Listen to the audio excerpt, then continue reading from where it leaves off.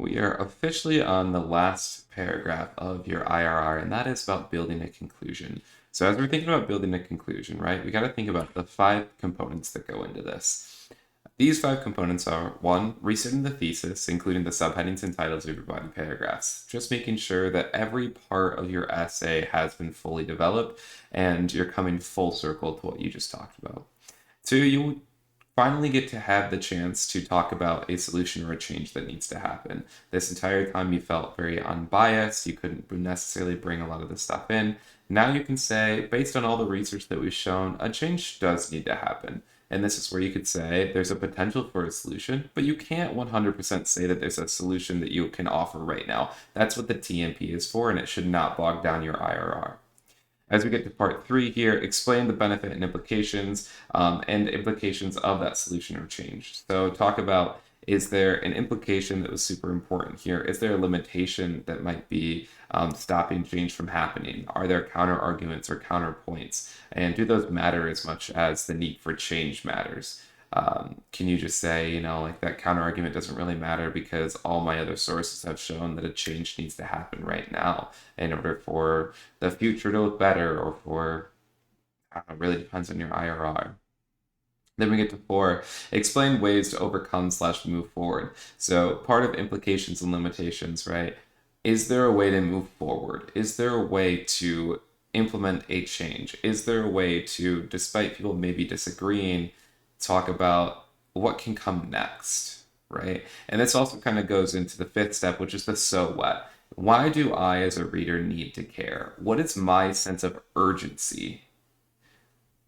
How are you developing that? And that should be kind of like your closing sentence for your conclusion. So as we think about this, right, part one is restating your thesis, and it's as simple as just restating the thesis that came at the end of your introduction paragraph. I highly recommend that whenever you do restate a thesis, you kind of change up the wording a little bit, just in case you missed something in the beginning, then at least you can hammer it home in the end. An example of this, when considering a re-examination of renal transplant system, transplant trends, finances, and ethics must also be reviewed. All of these things were components of the body paragraphs. I saw those in those body paragraphs, and they were reiterated in the end. So it felt like everything was coming full circle in this IRR that I read. Number two is identify slash reiterate possible solution slash change. This is where you get the opportunity to make the reader think about a possible change that exists, but you're only making them think about it. You are not convincing them to make a change. Rather, you're making them aware that there's a potential to change. And this is that slight little nuance. The convincing component comes during the TMP.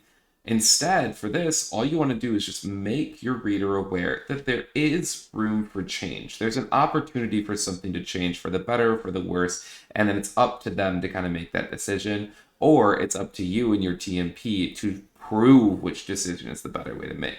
But that proving, that convincing should not show up in your conclusion paragraph. You should only be making that situation or change a proposal.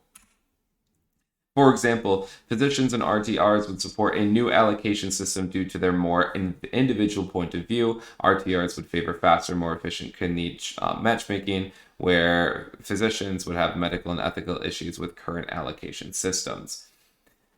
They're making me aware of a change, and that is a new allocation system for kidney transplant donors. A new set of regulations where some stakeholders would be happy, some stakeholders would not be happy, right? And this is that specific nuance. I can't tell whether the direction it's going is that this new allocation system needs to happen, or if we should just kind of throw this out the window and stick with what we have going on because it works, right? Our author here is not telling me explicitly what their opinion is, what they believe. They kept that out. Instead, they kind of compared their stakeholders here and said, some people would agree, some people would disagree, but here's the change at least. Here's what could happen. I'm not telling you it should happen, but here's what could happen. That's that nuance. As we get to three, we just need to explain what's the good and what's the bad. Okay. An example of that would be, however, HAs would likely not be amenable towards a new system. A new transplant system would have to be more efficient and closer at matching HAs in order to justify the overhaul of the current system and thus be worth the effort to HAs. They are showing here that although there is good that can come out of this change, we saw that in that last sentence before. In this here, they're saying, people are opposed to this. This is a limitation. This is something that maybe it's going to take us a while to get past. And as we start to get thinking about how do we move past stuff, how do we move forward, we need to think about what is the potential next step here. Would you need to find more research? Is more research required in order to make an informed decision? Would you feel confident explaining that a change can happen? Do you think that there might be a sense of urgency for a change to happen? Or what are the steps to move forward? How can people or how can your stakeholders make the change for the better? How can they make this happen? You're not telling us to go out there and make a change. You're saying there's a potential here. And here's what could happen if this stakeholder decided to do this. An example of this, many new rules and regulations would have to be implemented that would cover potential issues that may arise with shifting medical care. Once again, our author here is not telling us, all right, you have to make these new regulations, right? That's not something that's happening. Instead, what they are saying is many new rules and regulations would have to be implemented because their research shows that this would have to happen if this change were to be accepted, if this change were to happen, if the medical care should shift in that direction. They are still remaining unbiased here. And once again, this is where a conclusion paragraph becomes hard because this is that nuance. This is that balance. It's like walking a tightrope. You don't want to go one way, too far one way or too far the other because you're going to fall off. You want to teeter in the middle where you're giving me just a little bit more information that might seem a little bit opinionated, but you're truly not overstepping that bound.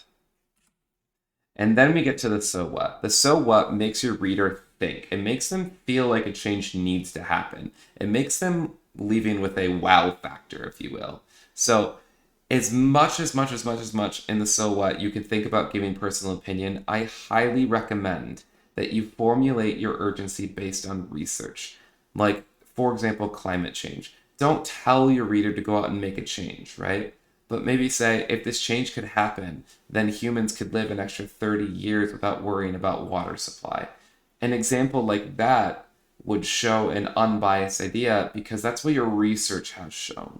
And so an example of this here is, it remains to be seen if potential positive effects of re-examined transplant system as experienced by physicians and RTRs would outweigh the potential negative experiences by HAs. I can't tell which side the student is siding with, but that's because they're letting their research speak for them. Their research is saying, we've seen both sides of this issue. We've seen both sides of the coin. We can do a flip of the coin and maybe it'll be better, maybe it'll be worse. We don't know yet, right? So basically, the so what here is our author saying, you know what, we're going to research the future. We're going to see what will happen. And then we're going to see it work out in the TMP when we create that, right? But that's how you build that so what, that sense of urgency, saying, you know what, if something were to change, it could outweigh the benefits, but we need more research into this. We need to look at those positive effects more. All right. That is the totality of your conclusion paragraphs.